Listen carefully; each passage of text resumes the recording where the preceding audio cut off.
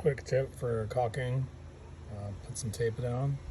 That'll make cleanup a lot easier and it won't fill in these ridges when you wipe your caulking off.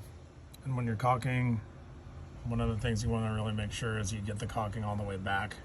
So you want to point the gun up like this. And when you see it pushing out of the top there, you'll know, and squeezing out of the bottom, that you've reached the back of the seam.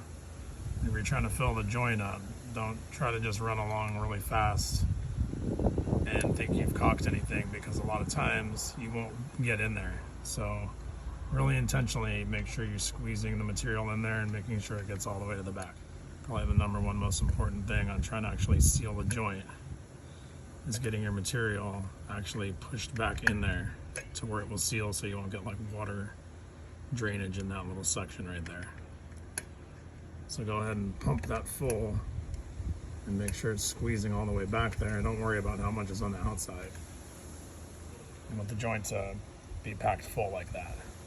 There's a million different ways to wipe the caulking off, and you can find that all over YouTube. The point I wanted to get across was making sure that you had the joint packed full.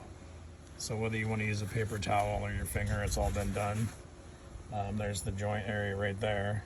So if you just want to smooth that joint area off like that, that's fine. You can do that.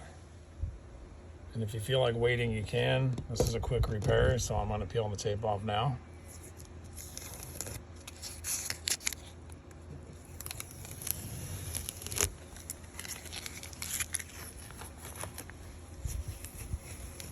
You should have a nice little joint like that. You don't need to touch that up and run all over it. You're going to get a layer of paint over that, and it's going to clear that right up. But anyway, that's how I repair joints. Make sure they're completely sealed back there so they don't leak.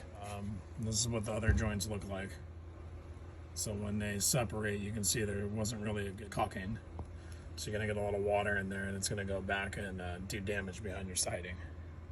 So if you look at all these joints, they were very poorly caulked.